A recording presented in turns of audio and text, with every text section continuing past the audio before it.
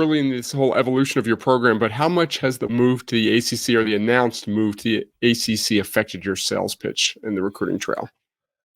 It's been a huge boost for us. For probably the last 4 or 5 years here, the program we've been winning, going to bowl games, recruited well, but really kind of the last thing we needed to be able to really compete for the best players, specifically in Dallas and in the state of Texas, was to be in a power conference. That was just that last thing. You'd always get to the end of the final 3 or 4 with a kid and, Coach, I love it. I want to come to SMU. I want to be in Dallas, but I also want to play at the highest level on the biggest stage. And, we can only do so much with that. And so, going to the ACC is a big deal. I think it's a great fit for our school.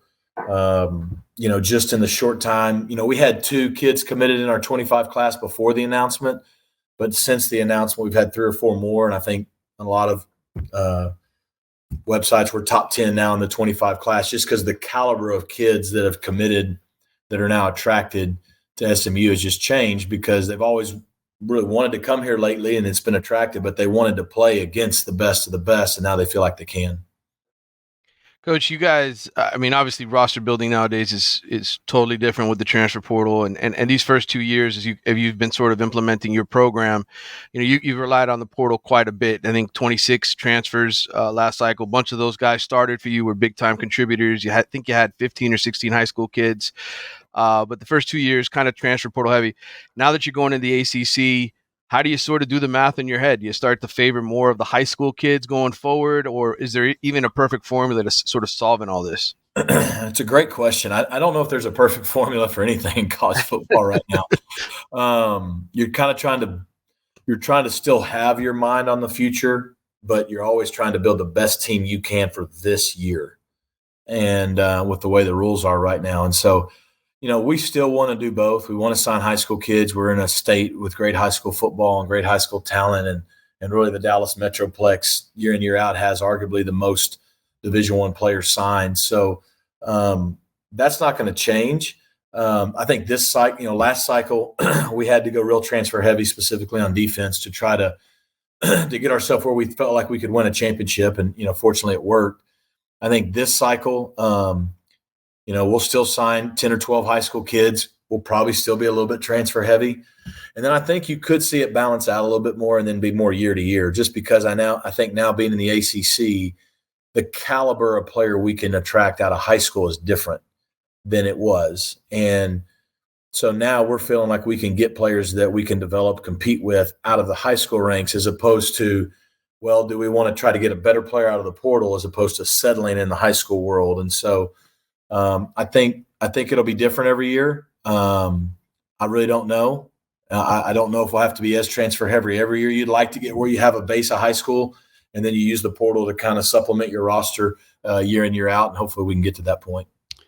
Yeah, a lot's been made about the calendar, especially how hectic December is, and that's obviously true. But with kids being able to take official visits in June, and a lot of teams having their classes almost wrapped up, are you finding yourself recruiting as much in December as you used to, or spending more time on the portal? How are you kind of managing that this month? Oh, yeah. We got to figure something out, because we got no plan and we're sticking to it in what we're doing. That's the other thing about the last question with high school kids that's affecting it, is the business model doesn't lend you to need to take high school kids. It's actually not a good business model, but that's not good for kids. So, but, to answer the most immediate question, like you kind of from a little bit January through May, you do a little bit of transfer recruiting, but you start to really dive into the high school recruiting. And then to your point, in June is big official visits, May and June, and guys committing. And usually before fall camp starts in August, a lot of the top high school kids have decided where they're going. So you kind of have like a January to June, July high school recruiting window. The fall's more about ball, because a lot of the high school guys know where they're going. And then this stretch in December is very, very transfer heavy. And so it's kind of developed into like 2 different cycles almost, it feels like. I'm going to steal this question from my colleague, Ari Wasserman. He asked Jed Fish this question earlier today. So much of recruiting is effort, right? Building those relationships, getting those kids to believe, hey, not only can you get the best players to come to your program, but then also help them get to the NFL. But what about NIL? How much, you just finished sort of talking about the financial side of this. How much does a player's commitment ultimately come down to what he can make in terms of dollar figures? What'd Jed say? I mean, that's you were there, Mitch. What do you say? Yeah. So again, I think we're at a place and point in college football where the transfer piece for student athletes, we're still calling them that, is good, right? NIL is good, whether it's NIL, whether it's some revenue sharing because they're the product on the field, all those things are good things.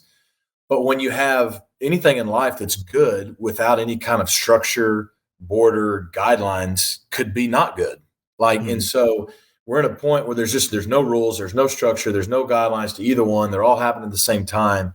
And it makes it really hard to be consistent and to know what's best for everybody. And, when it comes to NIL and recruiting, the relationships still matter. Getting to know people still matter. But what you realize is, well, I think there's two things. In general, you get down to the final 3 or 4 schools for a kid. If you don't have a good NIL opportunity from, something near your institution, obviously doesn't come from the institution, you're not going to close. You're not going to win. It doesn't matter, because money is money. And if guys have opportunities to have better NIL opportunities at a certain place, that's where they're going to go. That's the close now. It's no longer – the relationship still gets you into the end game, but the end game used to be, okay, now does the relationship close, or who has the best closing pitch, or what? Now it's like where's the best NIL opportunity? The second piece, and everyone's different, and I don't know how long any of us can do this. We're still trying to build a true team here. And you see other schools out there that have gone out and have a lot of players on their team, like tons of money supposedly dedicated to their team, and guys making all kinds of, money, and other guys not, and those teams haven't done well. And, we want ours to still be a team. And so if a guy comes in and it's like, man, I want to get a degree, and I want to play in the NFL, and I want to get coached, and I want to get developed, and I want opportunity to play, and you guys are thin at this position, and all these other things. And, oh, by the way, I also want a chance to maximize on my name, image, and likeness. That's totally cool. Like, that's it. That's where we are. But if someone just sits down and goes, okay, how much am I going to make? In my opinion, that could be a red flag. Yeah. Because that tells you all that kid's worried about is making money now, which none of the NIL money is life-changing money. It's good for now, but none of it's life-changing. Life-changing is NFL money, life money from getting a degree and getting a job that spans over 4 decades. And so it's just it's a unique situation. But if you don't have any NIL opportunities associated with coming to your program, then you're not getting any players. Coach, last one from me. Look, I mentioned earlier the 26 transfers, 16 of them, I think, started for you guys this past season. That's a great stat, right, to sell transfers. Like, hey, man, when we take you, you're going to come in and contribute. But how do you sort of spin it then for the high school kids and get them to understand why it's good to maybe come into college for a year and redshirt and have that time to sort of develop as a player behind an older guy? Does it work anymore? Because we've seen 2023 guys who were just signed the last cycle decide, hey, forget it. 1 year, I'm getting back into the portal. So how do you balance that? Yeah, the whole red shirt and develop guys thing's out the window. They're going to transfer. So yeah, it wasn't just transfers for us this year. It was we're going to play the best guys. Mm-hmm. And here's the deal. If you are good enough and you've earned the right to play, you're going to play. And so, for example, at receiver, for the first time in a long time, we didn't have a dude like lead the league in receiving or be high up there. But we are the only team in the country that had 8 guys with, over between 300 and 550 yards each and over 20 catches. We spread it. We had almost co-starters at every receiver position. They just all played. And on defense, we had 47 sacks with 20 different dudes had a sack. We had over 20 guys on our defense have over 20 tackles. Like, we played a lot of guys. It was almost like we had 22 starters on each side of the ball, or at least 15 or 16. And so what we can tell them is we're going to play the best guys, and if you're good enough to play, you're going to play. And we'll play a lot of guys, because while everybody wants to come out like we had Rashee Rice a year ago and catch almost 100 balls and over 1,200 yards and all that, they want to play. And nowadays, if you bring guys in high school and transfer and they play, they're going to be happy. If they're contributing, they're going to be happy. And I think it also helped our depth and our team camaraderie versus if you're only playing 3 or 4 guys and everybody else standing around watching.